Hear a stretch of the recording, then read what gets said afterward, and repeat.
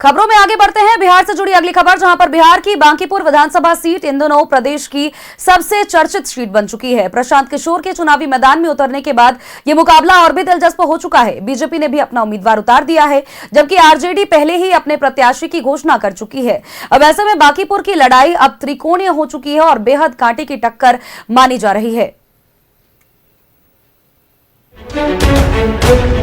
बांकीपुर विधानसभा उपचुनाव की तारीख जैसे जैसे नजदीक आ रही है, वैसे वैसे चुनावी सरगर्मियां भी तेज होती जा रही है। जनसुराज के सूत्रधार प्रशांत किशोर लगातार जनसंपर्क अभियान चला रहे हैं। न्यूज़ 11 से खास बातचीत में उन्होंने कहा कि अब फैसला बांकीपुर की जनता को करना है कि वह पुराने राजनीतिक चेहरे और सत्ता की राजनीति को चुनती है या फिर बदलाव के साथ आगे बढ़ती है। लोग यहाँ पर स्टेटस को चाहते हैं या बदलाव चाहते हैं, बदहाली चाहते हैं या बेहतरी चाहते हैं, सम्राट चौधरी जैसा नेतृत्व चाहते हैं या कोई बेहतर नेतृत्व चाहते हैं, तय ये करना है। लोग जाति, धर्म, दल और नेताओं के प्रति अंधभक्ति और प्रतिबद्धता से ऊपर उठकर वोट करेंगे तो बिहार में बदलाव होगा, बेहतरी होगा। और अगर नहीं चाहते हैं, यही स्थिति चाहते हैं, जो अभी भ्रष्टाचार है, अभी जो परेशानी है, पलायन है, बेरोजगारी है, शिक्षा है, अगर लोग यही चाहते हैं तो सम्राट चौधरी को, भाजपा को वोट करेंगे। वहीं भारतीय जनता पार्टी भी अपनी परंपरागत सीट बचाने के लिए पूरी ताकत झोंक रही है। बीजेपी प्रत्याशी अभिषेक कुमार ने जीत का दावा करते हुए कहा है कि उन्होंने जमीनी स्तर पर लगातार काम किया है और जनता से विकास तथा अपने काम के आधार पर वोट मांग रहे हैं। उनका कहना है कि जो भी भरोसा जनता ने अब तक बीजेपी पर जताया है वह इस बार भी कायम रहेगा। मेहनत कर रहे हैं, मेहनत करेंगे। हम लोग काम किए हैं, काम के आधार पर हम लोग वोट मांगेंगे। जनता के बीच में हम लोग निरंतर कार्य करते रहते हैं, इसलिए कहीं दिक्कत नहीं। इधर महागठबंधन में जारी खींचतान के बीच राष्ट्रीय जनता दल ने रेखा गुप्ता को मैदान में उतारकर मुकाबले को और दिलचस्प बना दिया है। रेखा गुप्ता का कहना है कि उन्हें चुनाव में किसी तरह की चुनौती नहीं दिखती। उन्होंने कहा कि वह पहले भी चुनाव लड़ चुकी है और इस बार भी पूरी मजबूती के साथ जनता के बीच जा रही है। नहीं है, सारी चुनौतियां पहले भी थी और फिर भी मैंने फेस किया और बहुत अच्छा समर्थन मिला। इस बार भी मिलेगा और इस बार जीत कर आऊंगी। कुल मिलाकर बांकीपुर का मुकाबला अब बेहद रोचक हो चुका है। एक ओर बीजेपी अपनी प्रतिष्ठा और गढ़ बचाने की चुनौती से जूझ रही है, दूसरी ओर प्रशांत किशोर इस सीट के जरिए अपनी राजनीतिक ताकत साबित करने की कोशिश में है। वहीं आरजेडी भी जीत का दावा कर रही है। अब सबकी नजर इस बात पर है कि बांकीपुर की जनता बीजेपी का गढ़ बचाती है, प्रशांत किशोर को मौका देती है या फिर आरजेडी बाजी मारने में सफल होती है।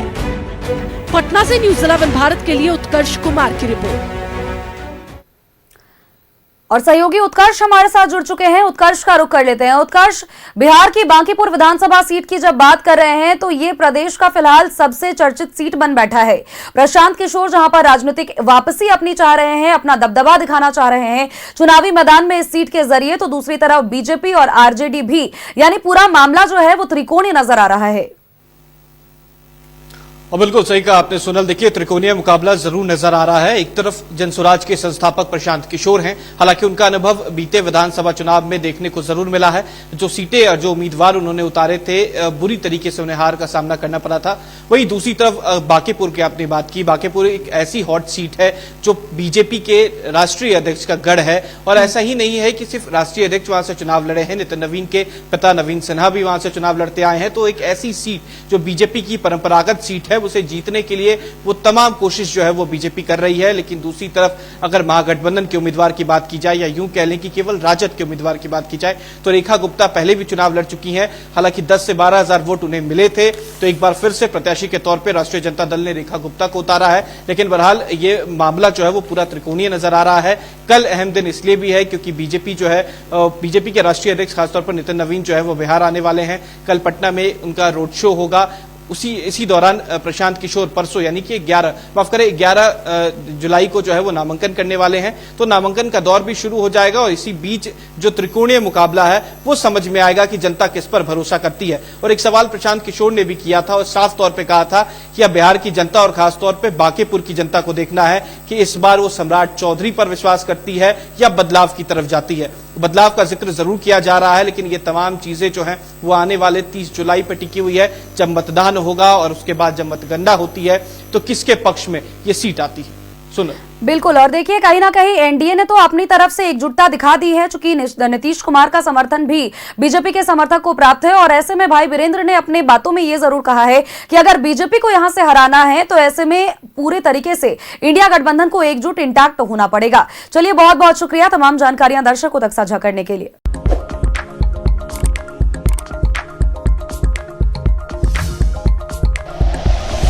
Like and share videos, subscribe करें हमारा चैनल और प्रेस करें बेल आइकॉन। न्यूज़ 11 भारत, सच है तो दिखेगा।